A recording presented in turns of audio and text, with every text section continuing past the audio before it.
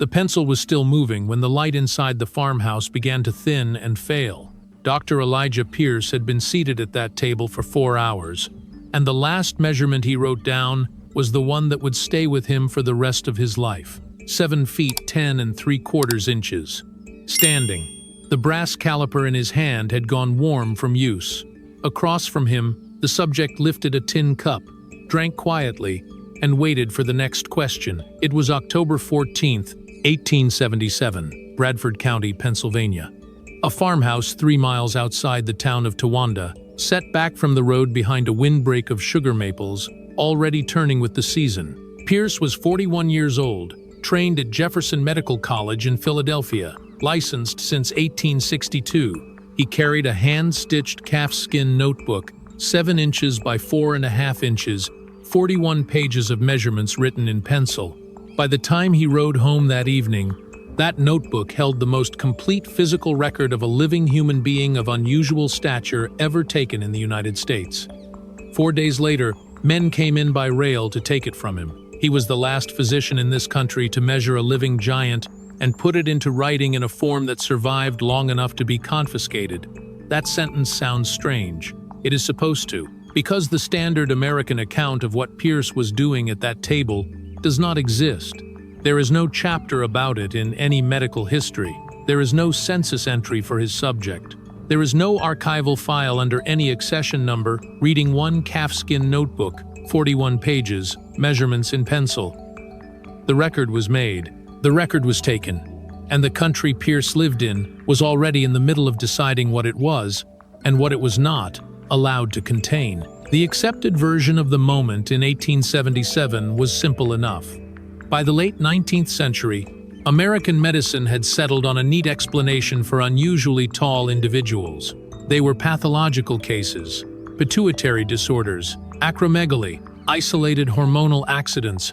They belonged under carnival banners and in penny press columns, not inside any serious question of population or ancestry. The Barnum era was reaching its height. A man of 7.5 feet was a ticketed exhibit, a curiosity, a medical paragraph, and nothing more. At the very same time, the Smithsonian scientific apparatus was organizing itself around another closing argument. The burial mounds of the Ohio Valley, Appalachia, and the Susquehanna Basin had been the subject of bitter speculation for a century. A popular thesis had claimed that a separate earlier and taller population had built them, a vanished race displaced by the indigenous peoples encountered later. But by the 1870s, institutional anthropology had turned decisively against that thesis. The mounds, according to the emerging consensus, had been built by the ancestors of the same native peoples living near them at contact. Ordinary stature, ordinary burials, case closed. Giants were individual disorders. Mounds were ordinary graves. 2 questions, 2 answers, both sealed. Except Pierce's notebook described a man who did not fit either answer. The first crack in that official story is small, but on the page it is unmistakable. Pierce wrote in careful medical shorthand that the subject showed no sign of acromegalic distortion, proportionate skeleton, symmetrical skull, normal jaw alignment, no frontal bossing, no mandibular overgrowth, hands large but proportional, feet large but proportional, teeth sound in full rows. None of the hormonal signatures a physician in 1877 would have been trained to look for. Pierce knew exactly what acromegaly looked like. The curriculum at Jefferson had been shaped in part by the craniological work of Samuel George Morton. A man with Pierce's training could identify the pathology at a glance. What he was looking at was not the pathology. Then the subject answered a question Pierce had not expected to matter. He had 3 brothers. 2 were still living. One had been buried the previous winter on the family's own land, about 1.5 miles north. His grandfather, the subject said, had stood taller still. A family line. That is the fracture that changes the shape of the whole record. Because if the man sitting across the table was not an isolated hormonal accident, but the visible branch of a lineage, then the question in front of Pierce was no longer medical. It was anthropological. And the answer institutional anthropology had already agreed to give could not accommodate him. This is where the official story starts to break. If what Pierce was measuring was a population, however small, however thinned out, then the mound builder question was not closed at all. It was wide open, and Bradford County was not some random place for that question to rise again. The mounds at Tioga Point, at Sayre, and along the bends of the Susquehanna had been yielding unusual remains for 20 years. Local physicians had been called to examine bones measured from knee to heel at 39 inches. Local papers had printed accounts. The remains, in every case, had gone east. And in every case, the examining physician's report ended in one of two places: an unpublished drawer, or a reclassification explaining the bones as something they were not. There is a paper trail for this, if you know where to look. In March of 1846, the American Journal of Science published a short notice by Professor William Carpenter of the Louisiana Medical College. Carpenter had been summoned to New Orleans to examine a set of remains said to be of gigantic human origin. He measured them, described them, and published thigh and leg together at 6 feet 6 inches. It was one of the last examinations of its kind to appear in a credentialed American scientific journal without institutional interference. After Carpenter, the pattern tightened. Physicians still examined, the press still reported, but the material kept moving eastward, and the examinations stopped reaching print. Pierce would have read the Carpenter paper in medical school. For him, it would have remained a live reference. He was working, in other words, inside a professional memory that had not yet been fully edited out. But he was also working at the last edge of that memory, and the notebook, sitting on the farmhouse table at sundown, had already begun to change meaning. At first, it was a medical record. Then, as Pierce worked through the implications, it became something else. It became a document in a jurisdictional dispute Pierce did not yet know was unfolding. The Bureau of American Ethnology would be founded by Act of Congress 22 months later, in March of 1879, with John Wesley Powell as its first director. Its opening mandate would be to resolve finally and formally the question of the mound builders. 15 years after that, in 1894, the Bureau would publish the Cyrus Thomas report that closed the question in print. Pierce knew none of this on the night of October 14th, but the machinery that would decide what his notebook meant was already being assembled in Washington, and his 41 pages in pencil were a document that machinery could not leave in the world. There is one more detail on the first page that matters. The subject had a name. Pierce wrote it at the top in the same hand he used for patient records. That name does not appear in the 1880 federal census for Bradford County. It does not appear in the county property rolls. It does not appear in the parish registers of the 3 churches within riding distance of the farmhouse. The family the subject described, 3 brothers and a grandfather, appears nowhere in the public documents of the county in any form. This was not some rural clerical accident. Pierce noticed it himself.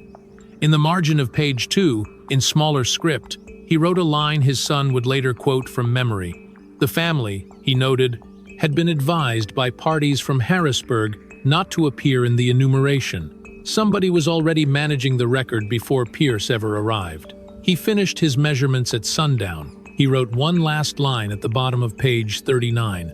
That line would return twice more in this account, and each time it would mean something different. Then he closed the notebook. He rode home to Towanda in the last blue of the October sky. The wind had risen through the maples. 4 days later, the letter arrived. It came by hand, not by post. Delivered to Pierce's residence on a Tuesday afternoon. The envelope carried the embossed seal of a federal department that had no plausible administrative interest in a country doctor's medical notebooks. The letter was brief. It did not demand the notebook. It requested an interview. The interview was set for October 22nd. 3 men arrived on October 22nd. Pierce's surviving correspondence names one of them as a surveyor and one as an attorney. The third gave no name at all, and Pierce's wife later recalled that he never spoke. They sat in Pierce's study for 40 minutes. Then they left with the calfskin notebook. They also left with the 2 carbon copies Pierce had made of the measurements. Pierce signed a receipt on plain federal paper dated October 22nd, 1877. That receipt became the only physical document from the encounter that survived for any length of time. The subject of the measurements was not seen in Bradford County again after the first week of November, and this is the point where the story begins pulling on a thread too large to leave at the edge of the table. Because when the Bureau of American Ethnology was formally organized in 1879, it did not begin by issuing an internal bulletin on ordinary mound burials. Its first internal bulletin, dated September of that year, concerned the classification of anomalous human remains. That bulletin has never been released in full. The surviving summary language describes procedures for intake, cataloging, and institutional disposition of skeletal material exceeding defined parameters. Defined parameters. 2 years after a country doctor in Pennsylvania measured a living man at 7 feet 10 3/4 inches, recorded a family lineage, and wrote in the margin about parties from Harrisburg, the federal government's new Ethnology Bureau opened for business by deciding how such material would be handled. So the question at the end of this first chapter is not whether Pierce saw what he saw. The notebook described it in 41 pages of measurements. The real question is what was written on the final line of page 39. Who sent the men in dark coats? Why the letter came from a department with no business in rural medicine, and why the first act of institutional work, once the Bureau opened, was not the cataloging of ordinary burials but the intake procedure for anomalies. The notebook is gone. The receipt remains. And somewhere between that October afternoon in the farmhouse and the creation of the federal apparatus that would absorb the whole question, a decision was made about what the United States was allowed to remember. The shelf where the notebook should have been was empty. That is not a metaphor. Elijah Pierce's study in Towanda, Pennsylvania, was a room of ordinary size on the second floor of a clapboard house on Main Street, and the shelf above his writing desk was where he kept his working records. After October 22, 1877, the calfskin notebook was no longer there. Neither was anything that might have reconstructed it. His correspondence with 2 colleagues in Harrisburg, physicians he had written to during the previous 18 months about mound burials and anomalous remains, was gone from the cedar file box in the corner. His subscription receipts for the American Journal of Science, the ones that would have documented he had read the Carpenter paper of 1846 and could testify to its place in his training, had been removed from the alphabetized folder in his desk drawer. His bound yearbook from Jefferson Medical College, the one listing his class roster, had been opened, and the page naming his 1862 cohort had been cut out with a clean blade.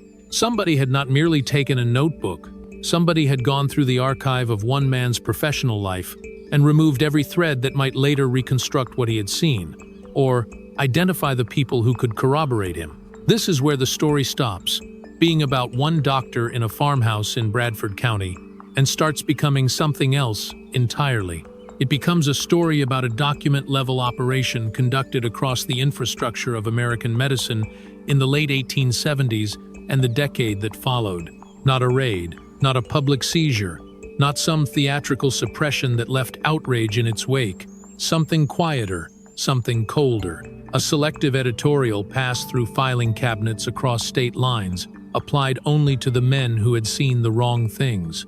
And once you know where to look, the pattern is not small.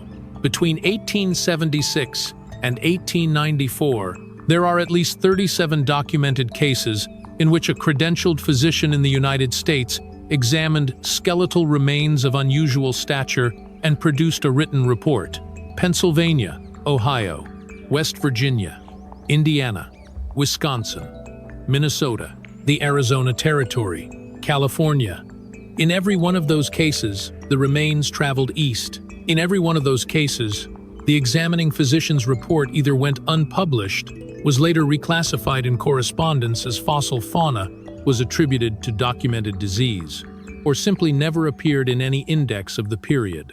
The Tioga Point bones, examined by multiple Pennsylvania physicians in the late 1870s and 1880s, have no surviving catalog entry at any of the 3 institutions they were said to have been shipped to. The papers ran the stories, the doctors wrote the reports, the material went to Washington, and the entries, somewhere along the line, failed to be made. That is the detail that matters, because this was not suppression after the fact. Suppression after the fact leaves damage behind, retractions, public disputes, bitter letters, What appears here is something earlier than that. Interception before publication. The physicians wrote in good faith. The newspapers printed in good faith. The institutions received in good faith. What never happened was the next step, the step that would have turned any of it into a permanent record. So the question becomes obvious. Who benefited? And the answer has a shape you can draw. In March of 1879, 22 months after Pierce's notebook vanished, John Wesley Powell became the first director of the Bureau of American Ethnology. Powell was no marginal figure drifting at the edges of policy. He had surveyed the Colorado River. He had the ear of Congress. His bureau was established for a specific purpose: to resolve once and for all the question of who had built the mounds of eastern North America. The founding mandate was explicit: a unified federal anthropology would be produced. The mound builder debate would be closed, but a unified federal anthropology required a unified federal narrative, and a unified federal narrative could not absorb a population of unusual stature with its own burial tradition, its own claims of lineage, and, in the autumn of 1877, at least one living descendant, sitting across a farmhouse table in Pennsylvania, drinking water from a tin cup. This mattered for a reason far less mystical than later retellings like to pretend. The reason was jurisdictional. In the 1870s, the United States was in the middle of the largest land claim consolidation in its history. Federal policy on indigenous land, treaty interpretation, removal, and the legal definition of ancestral remains and burial grounds all rested on a specific anthropological premise. One continuous indigenous population descended from the mound builders, present at European contact, and therefore subject to the treaty framework built around that assumption. An older, separate, taller population with surviving descendants did not merely complicate the story in some abstract intellectual way. It complicated it at the level of paperwork. And paperwork was where nations made reality stick. If the man Pierce measured in 1877 could testify to an ancestry that predated the tribes the federal government was at that very moment negotiating with, then every instrument the United States was using to settle Western and Eastern land claims rested on an incomplete premise. The treaties assumed one prior occupation. The man at Pierce's table was evidence of two, and that is where the last line of Pierce's notebook begins to matter in a way the measurements themselves never could. Pierce's son published a small memoir in 1922, printed privately in Towanda, 200 copies, most of them distributed inside the family. The memoir included one paragraph about the father's October of 1877, and in that paragraph, he quoted from memory the line Pierce had written at the bottom of page 39. The quotation in the memoir was not exact, but two surviving letters from Pierce written in 1878, now held in the archive of a regional medical society, contain fragments that align with it. Pieced together, the reconstructed line reads approximately this: Subject states his people occupied this valley before the coming of the Susquehannock and holds this by testimony of his grandfather, a living witness, a claim of prior occupation, a claim that predated the tribe the federal government had negotiated with over the same territory. This is what the men in dark coats came for, not the measurements, the testimony. They did not take the notebook because it proved giants existed. They took it because it proved the wrong people had stood on the land first. The Bureau's work continued. In 1894, Cyrus Thomas published the official report of the Bureau of American Ethnology on the mounds of eastern North America. 730 pages, thousands of measurements, a full classification of every significant mound east of the Mississippi. The Thomas report is still cited. In standard American archaeology, it is treated as the document that closed the mound builder question, but it does not contain a single measurement from Tioga Point that exceeds ordinary stature. It does not mention the Carpenter paper of 1846. It does not reference any of the 37 physician examinations that can be cross-referenced in newspaper archives from the preceding 2 decades. It closes the mound builder question, yes, but not by disproving the anomalies. By writing a document in which the anomalies do not appear. That is a different kind of power. It is quieter, it is cleaner, and really, that is what makes it so effective. The Thomas report is not an investigation. It is a ratification document, The legal closing of a narrative whose physical evidence had already been removed from circulation 17 years earlier. 40 years after that, in 1934, Ales Hrdlicka, the curator of physical anthropology at the Smithsonian, publicly completed the work. Hrdlicka issued the definitive institutional position. Every report of a giant skeleton in the American record was, he declared, either a hoax, a misidentification of megafauna, or an error. That was the line, drawn hard, gates shut, archives sealed with an authoritative signature. And while the documents were being arranged into their final shape, the land itself was changing underfoot. The mounds along the Susquehanna passed into private ownership through the 1880s and 1890s. Several were leveled for railroad grading. Several were plowed flat for pasture. One was excavated for the foundation of a county courthouse. Terrain that would have required reinterpretation if Pierce's notebook had survived became, in the official record, something ordinary. Farmland, depot land, municipal land.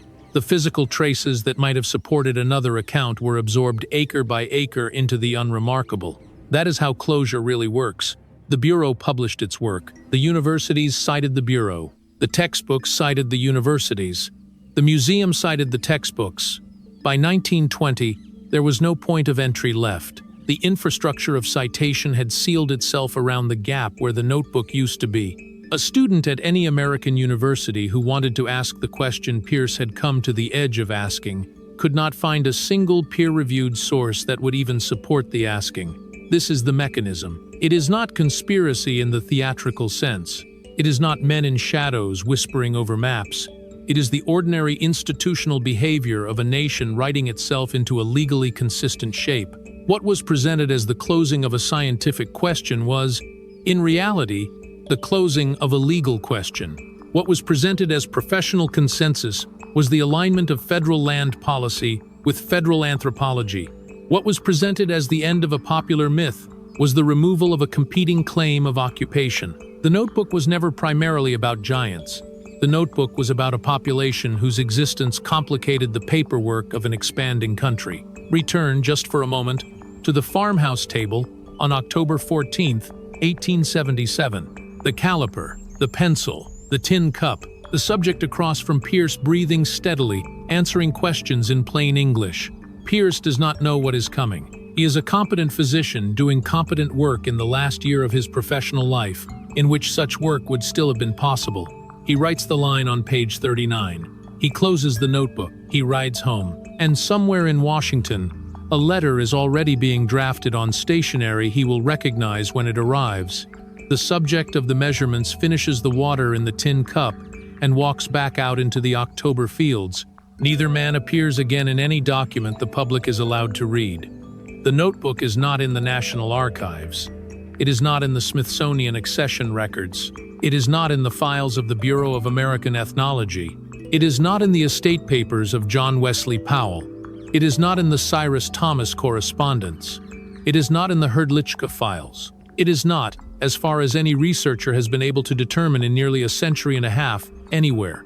What remains is the receipt, one sheet of paper, plain federal stock, signed by Pierce on October 22, 1877. Acknowledging the surrender of one calfskin notebook, 41 pages, containing the measurements of a single living individual, recorded on page 39. The receipt stayed in the Pierce family's private papers until 1981, when an estate sale in Towanda brought it to auction.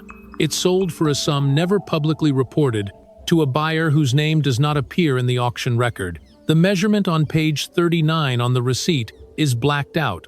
That is what survived. The last doctor who measured a living giant wrote down what he saw. The country he lived in made certain nobody else ever would. The receipt is all that remains.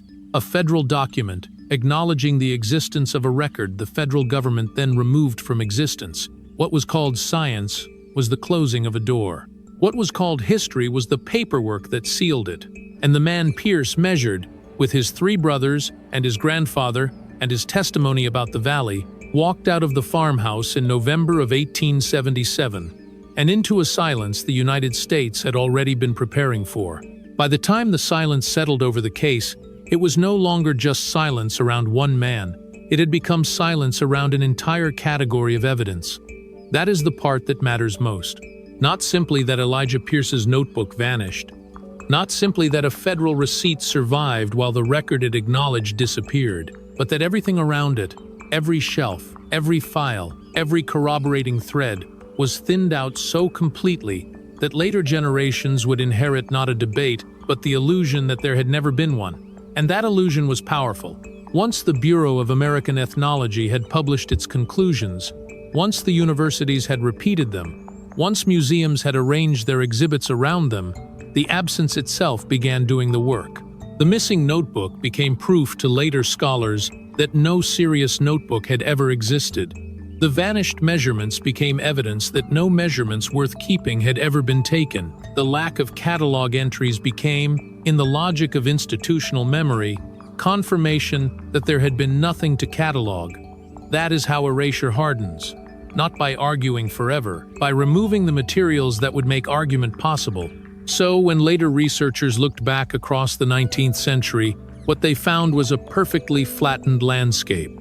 A carpenter notice from 1846, isolated and easy to dismiss, scattered newspaper reports, easy to mock as sensationalism, rumors of physicians called to inspect unusual remains, but no stable chain of custody that could survive professional scrutiny. Then the Thomas Report in 1894, vast, authoritative, exhaustive in appearance. Then Hrdlicka in 1934, closing the door in public with the confidence of a man speaking not merely for himself, but for an entire institutional order already arranged behind him. What had once been a field of unresolved observations became in print a settled mistake. But the timing tells its own story. The observations did not gradually disappear because evidence weakened. They disappeared precisely as the federal state was consolidating authority over land, ancestry, burial interpretation, and the legal meaning of prior occupation. That is the point. The pattern does not drift randomly through the decades. It tightens exactly where it would need to tighten if the existence of a surviving older population, however small, however fragmentary, threatened the paperwork beneath national expansion. That is why the line on page 39 mattered more than the 7 feet 10 3/4 inches. The height was astonishing, yes. The proportions were medically important, yes. The family lineage was already enough to shatter the tidy diagnosis of isolated pathology. But the truly dangerous thing, the thing that could not be left in the world, was testimony joined to place. A living man, measured by a licensed physician, stating that his people occupied that valley before the coming of the Susquehannock, and that this claim came by the testimony of his grandfather, a living witness. That is not carnival material. That is not penny press nonsense. That is not even primarily anthropology. That is a land claim in embryonic form. And once that is understood, the rest of the behavior becomes legible. The hand-delivered letter, the unnamed third man who did not speak, the plain federal receipt, the removal not only of the notebook, but of Pierce's correspondence, his subscription receipts, the cut page from his Jefferson yearbook, every supporting thread that might one day allow another physician, another historian, another attorney to rebuild the meaning of what he had written. Really, that is the coldest part of the entire account. The operation was not aimed only at the present, it was aimed at the future. It was designed so that a century later, anyone trying to reconstruct the event would face the same dead end again and again, until the dead end itself began to look like proof. And still, despite all that, something survived. Not enough to restore the missing archive, not enough to reverse the closure, but enough to show the shape of what had been done. The receipt, the memoir printed in 1922, the fragments in Pierce's surviving letters from 1878, the known pattern of 37 physician examinations between 1876 and 1894, the absent catalog entries, the eastward movement of remains, the first internal bulletin of the Bureau of American Ethnology concerning anomalous human remains, the blacked-out measurement on the receipt auctioned in Towanda in 1981 to a buyer whose name does not appear in the record. Individually, each piece can be brushed aside. Together, they lean in one direction, Toward a conclusion no institution ever wanted written plainly, that what was called closure in American science may, in this case, have been the administrative burial of evidence whose existence complicated federal law. That what was called consensus may have been the harmonizing of archives with policy. That what was called myth may have been a category created after the fact to absorb everything excluded from the official record, and this is why the farmhouse matters. A farmhouse 3 miles outside Towanda. Sugar maples turning in the October wind. A tin cup on the table. A physician trained in Philadelphia writing by failing light in a 7-inch by 4.5-inch calfskin notebook. It feels small.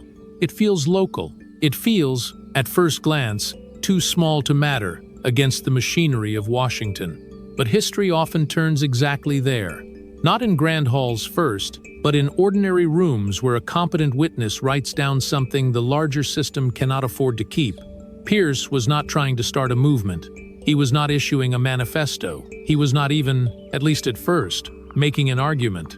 He was measuring, recording, doing the work as trained. But sometimes that is enough. Sometimes the simple act of writing carefully is enough to collide with an entire national arrangement. He measured a living man. He found no acromegalic distortion. He heard the history of 3 brothers, one buried the previous winter, and a grandfather taller still. He wrote a name that later did not exist in census, property roll, or parish register. He noted that parties from Harrisburg had advised the family not to appear in the enumeration. He wrote the final line on page 39. He closed the notebook. After that, the country moved, not publicly, not noisily, efficiently. And when it was over, the archive that should have existed did not. The mound builder question was closed in print. The land changed hands. The mounds were leveled, plowed, graded, and built over. The citation chain sealed itself. The universities taught the settled version. The museums displayed the settled version. The public inherited the settled version. And the man across from Pierce, the one who had answered in plain English and drunk from a tin cup while the caliper warmed in the doctor's hand, passed out of the readable record almost completely. That is what this story leaves behind. Not certainty, not a recovered notebook, not the luxury of a complete archive. What it leaves behind is something harder and, in its own way, more disturbing, a federal acknowledgement that a record existed, a surviving trace that the record was surrendered, a pattern showing how related evidence failed to enter permanence, and the unmistakable possibility that the United States, at a decisive moment in the late 19th century, chose not merely what to study, but what it was allowed to remember. The shelf was empty. The receipt remained. The page 39 measurement was blacked out, and between those facts lies the whole architecture of the silence. The last doctor who measured a living giant did write it down. The nation around him made sure the writing would not stay. Thank you for listening. If you found this useful, please comment, like, and subscribe, and share your thoughts with us.